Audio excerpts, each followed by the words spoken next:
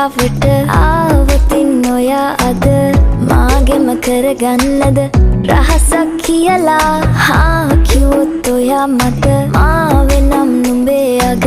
රැජිනිය සදහට මං දෙවරක් නොහිතා සැරෙන් සැරේ කෝලෙන් බල බලා ඇසේ අස්සෙන්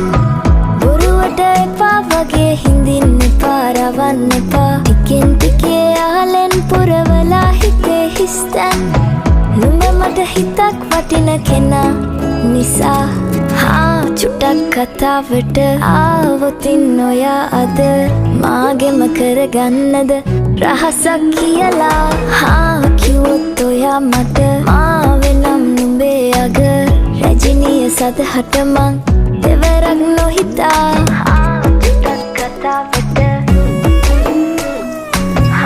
කිව්වොත් ඔයා